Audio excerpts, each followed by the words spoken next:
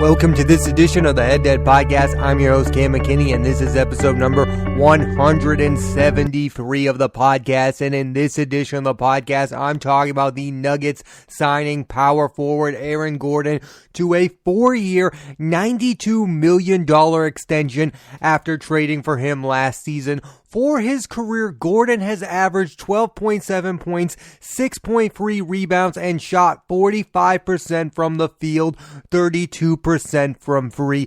Gordon has spent the previous 6.5 years with the Orlando Magic behind Nikola Vucevic and Evan Fournier, and there would be flashes of him playing at an elite level, but he never came close to being the face of the franchise like everyone expected. He is probably best known for being robbed at the slam dunk competition by Zach LaVine. I mean, this is a guy in Aaron Gordon who has always been a what could be and not a what is. He is not one of the best players in the NBA. So that's why I find this contract to be so fascinating that the Denver Nuggets are giving him 4 years, $92 million.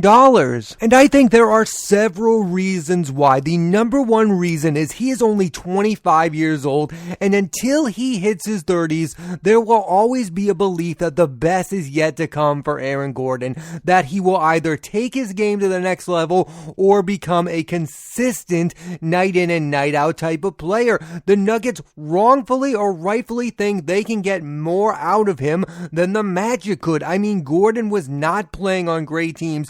He will be playing with Nikola Jokic, the best passing big man in all of basketball, and Jamal Murray, a top 10 guard. This is what happens when teams are on losing teams. You see the potential in them, and then the winning teams think, well, if I just got that guy on my roster, we would be insane. It was the same thing with DeMarcus Cousins and the Sacramento Kings. Remember all that? DeMarcus Cousins was on a very bad team. Then he went to the Pelicans. The Pelicans got him, and they thought they would be amazing. No, they were not amazing. Winning franchises always think that the losing teams are the problems and not the players. Aaron Gordon might be what Aaron Gordon is going to be at this point, but the Denver Nuggets will not believe that. They traded for him. They are a winning organization. I mean, the past 2 seasons they have really competed. 2 years ago they went to the Western Conference Finals versus the LA Lakers, and a year ago they got to the second round of the postseason. They have a belief in themselves as a team. They do not need Aaron Gordon to be the face of the franchise.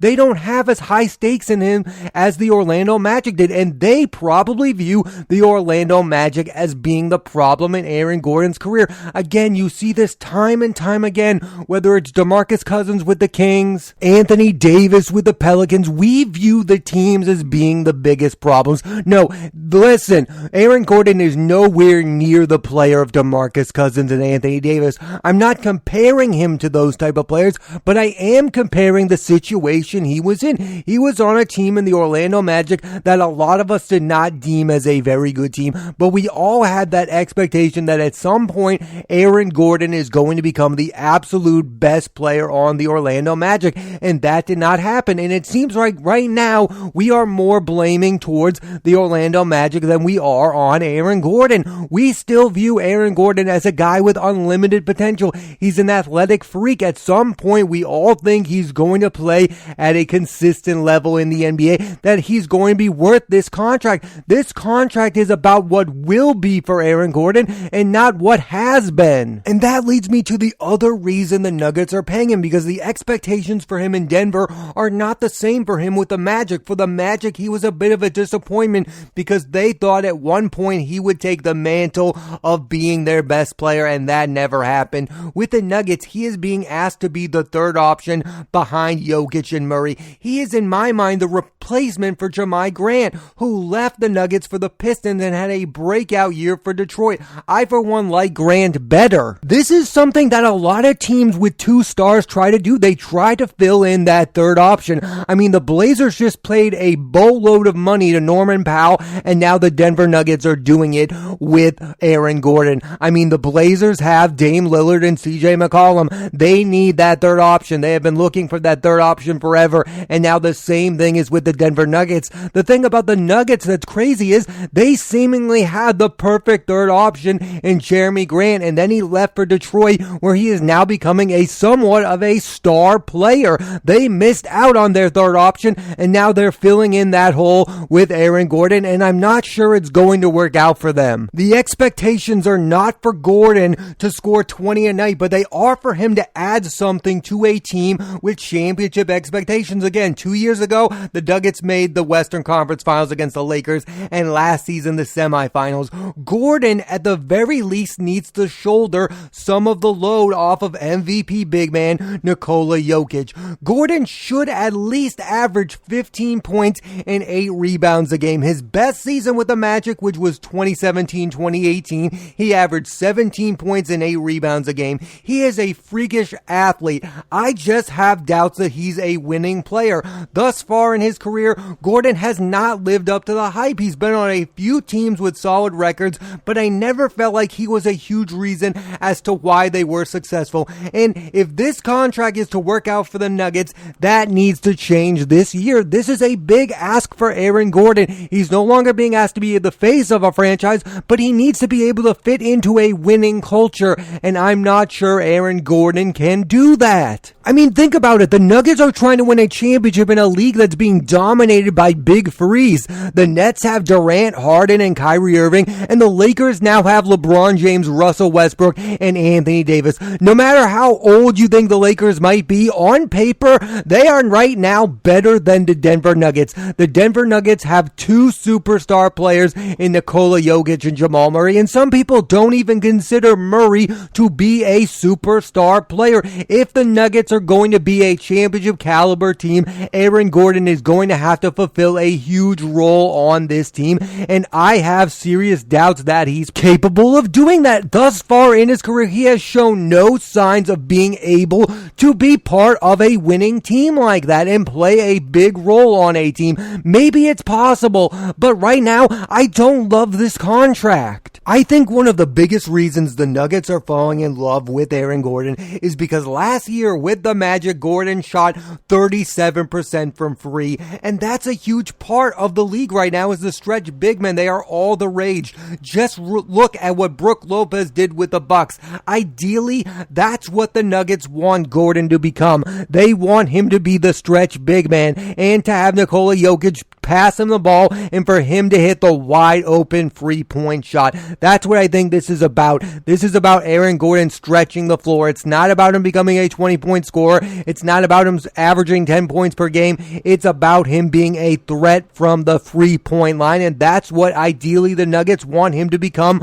on a more consistent basis. It's not about him making the freakish dunks. It's about you hitting the wide open shots when Nikola Jokic gets you the ball in the big moments, and that's a big ask for Aaron Gordon. Again, we've never seen him take a big shot in a meaningful game that matters, except for last season when he joined the Nuggets. Can he do that in a full NBA season? But again, that's what they were saying about Brook Lopez. He was a losing player with the Nets. He was just a guy who put up numbers. I think he was more successful with the Nets than Aaron Gordon has been with the Magic, but we were all saying the same things about Brook Lopez. He was a bad defender. He was a big man. All he did was score the ball. Then he joins the Milwaukee Bucks and he becomes a lethal 3-point shooting big man. I think that's what the Denver Nuggets want Aaron Gordon to become. And if he does become that, they're going to become a championship level basketball team. And those are probably way more realistic expectations than the ones that we've had on Aaron Gordon for years. I mean, we watched that dunk contest and we were like, wow, I can't wait for him to be able to do this in a basketball game. Just because you can dunk like that, it doesn't relate to the actual game. He was never going to be able to dunk like that during a game. But what he can do in a game is hit the 3-pointers, and if he can hit them at a consistent level in the NBA, then the Denver Nuggets are going to be a top 3 or 4 team in the Western Conference. I mean, they have to think about the Phoenix Suns as well. I don't think that's a team going away. That team has Chris Paul. That team has Devin Booker. That team has DeAndre Ayton. That team has a big free. DeAndre Ayton is a way better third option than Aaron Gordon is at this point. You have to look at what the other teams have. I don't think Aaron Gordon is the ideal third option for a team in the Western Conference that's trying to compete for a championship. I'm not even basing that on the numbers. There are plenty of really good basketball players that aren't averaging 20 points and 10 rebounds a game. I remember when everyone was calling Al Horford average,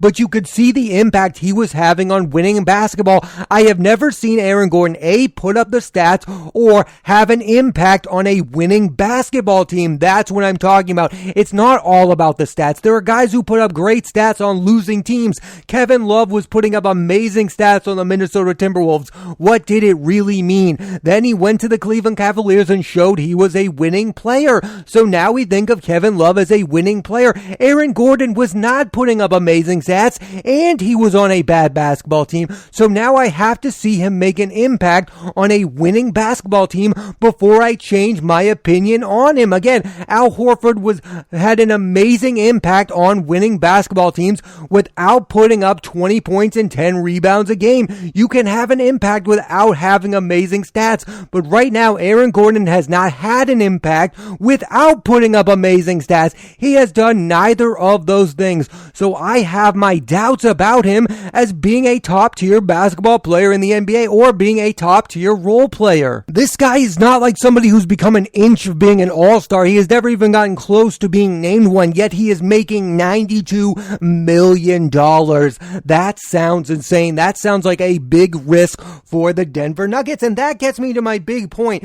Big contracts can be risky because you are paying someone to continue to play at an elite level. I think they are even riskier when you are paying someone for potential, which is what the Nuggets are doing with Gordon. They are not paying Gordon for what has been in the NBA. They are paying him for what they think he will be, and that can be a hit or miss. It worked for the Celtics with Jaylen Brown. He's now thought of as a star player, and that's a good contract. However, it did not work out for the Minnesota Timberwolves. Remember that story? They gave Andrew Wiggins a massive extension before we ever thought of him as a star player, and then the owner came out and said, well, Andrew Wiggins needs to learn how to play elite defense. He needs to bring it night in and night out. Now we're years later and Andrew Wiggins is on the Golden State Warriors and he's thought of basically as a role player. They were paying Andrew Wiggins for the superstar they thought he was going to become, and he did not become that superstar.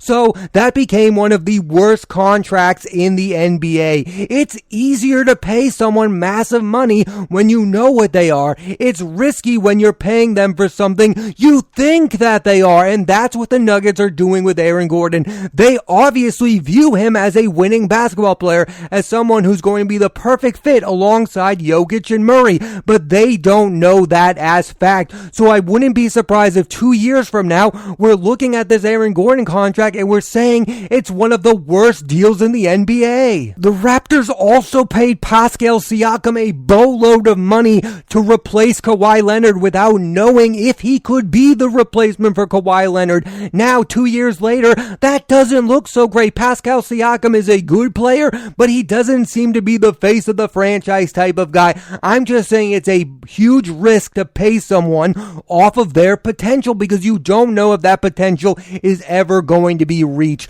Paying someone a max contract because they already are a superstar player, I think is easy. It's a good bet that Steph Curry is going to continue to shoot a limitless range of 3-point shots. It's an even bigger risk to think that Aaron Gordon is going to amount to be a consistent player in the NBA when he has shown no signs of doing that. I mean, it's 12 points, it's 6 rebounds. That does not equate to $92 million, and he has had no impact on winning basketball games. I think a similar thing has happened with Lonzo Ball and the Chicago Bulls. I mostly like what the Chicago Bulls did this offseason. They brought in DeRozan, they brought in Ball last season, they brought in Vucevic. They look to be a team that's competing. They have Zach LaVine, but they have a bunch of guys who have put up impressive stats on losing teams. I have no idea if any of those players other than DeMar DeRozan know how to win regular season games on a consistent basis. Yes, Lonzo Ball was the best player on the Pelicans. What does that actually mean? Does it mean the Chicago Bulls are going to be able to win basketball games with the combination of Ball, Levine, and Vucevic? I have no idea. None of those guys have won jack squat. At the very least with Aaron Gordon, you are at least surrounding him with guys who have played in meaningful basketball games. I mean, Jokic has now been to the Western Conference Finals. Jamal Murray has had 2 50-point games in the NBA postseason. These guys are winning basketball players. At the very least, you are surrounding Aaron Gordon with a winning basketball team, and you're surrounding him with a decent head coach in Mike Malone. I think he's an underrated head coach. I mean, DeMarcus Cousins had his best seasons under Mike Malone. And I think two things can be true. The first thing, the Denver Nuggets are going to be a very good basketball team next year, and there is a chance that Aaron Gordon plays a part in that. And the second thing that can be true is Aaron Gordon is not worth $92 million. And maybe that's just me having to come to the realization that average to a bit above average basketball players are now going to make an insane amount of money, and these numbers will continue to skyrocket. I mean, $92 million for a guy with a career averages of 12 points a game is not something that I really care for. I don't think the number should be flying that high for a guy like Aaron Gordon. I think there are a lot of better big men in the NBA who are making less money than Aaron Gordon. I think for some reason we think of Aaron Gordon as a big name when he's not a big name. Again, his biggest moment for all of us is almost winning a slam dunk championship. That's all you need to know about how I feel about this contract. There's no big games you can talk about. There's no postseason victories to talk about. There's that time with the Orlando Magic when they traded everyone away and they wanted Aaron Gordon to be the face of the franchise, and he never did. That's how I view Aaron Gordon as a player. Now, maybe he can change my opinion, but the problem is the Denver Nuggets gave him a boatload of money before he could ever do so. And I'll be the first to admit, you should not bet against someone who is only 25 years old in the NBA. But I will say this as a slight against Aaron Gordon. He has had less impact on winning basketball than the young Celtics center Robert Williams. I think Robert Williams has shined more in the postseason than Aaron Gordon has. Think about that. Aaron Gordon has been in the league for 7 seasons. We think of him as this young pup who's gonna finally get his act together and become a 20-point, 10-rebound machine. That never happened. Now he's with the Denver Nuggets. He's the third wheel, and he's still worth almost max money. That doesn't add up. How can someone who didn't measure up to what we think they were going to be still end up with a massive, massive contract in the NBA? And you have guys like Robert Williams, who's like, what, on year 3 in the NBA, and he has like 9 blocks against a championship caliber Nets team. It doesn't add up. The money for Aaron Gordon does not add up. Maybe the Nuggets are right, and maybe they can unlock the real Aaron Gordon. But up until this point, I find his career to be mostly unsuspenseful. So that's why I find this 4-year, $92 million contract to be utterly shocking. When I saw the number, I am still baffled. I don't care if contracts are getting bigger and this is the new normal. When I see a guy like Aaron Gordon get this kind of contract, it blows my mind. I don't think he is worth these kind of numbers. And the last thing I'll say about the matter is I'm not just basing this on stats. If Aaron Gordon averages 17-9 next season and the Denver Nuggets get knocked out of the first round, my feelings towards Aaron Gordon will not have changed. I will not now think he is a good basketball player. Obviously, he's going to put up somewhat better numbers on the Denver Nuggets than he did on the Orlando Magic. If my opinion on Aaron Gordon is going to change, it will be because Aaron Gordon played a big part in the Denver Nuggets either A, going back to the Western Conference Finals, or B, finally making it to the NBA Finals. This is not all about the stats. This is about Aaron Gordon adding to an already winning basketball team and myself having serious doubts that he is capable of doing that. I hope Aaron Gordon proves me wrong, but right now, that 4-year, $92 million to Aaron Gordon doesn't look so great right now, especially with other teams building with big frees. Your third option is going to be Aaron Gordon. I don't think that makes the Denver Nuggets a legitimate championship contender. It doesn't move the needle. They have an MVP big man in Nikola Jokic. They have to make that next step and make it to the NBA Finals, and I don't think adding Aaron Gordon to the mix is enough to make that possible. And in the Western Conference, I still have teams like the Suns, Lakers, and Clippers ahead of the Denver Nuggets. I don't get excited about the Nuggets' future when they sign Aaron Gordon to a massive 4-year, $92 million contract. Sorry, I don't. Hopefully they prove me wrong. I'm rooting for the Nuggets this season, and even though I just talked a lot about him, I'm rooting for Aaron Gordon to prove me wrong. Hopefully he does. I don't see it happening, though. Thanks for listening to this edition of the Head to Head Podcast. I'm Cam McKinney, and there'll be a new episode of the podcast every Monday on Apple Podcasts and Spotify, so please rate, review, and subscribe.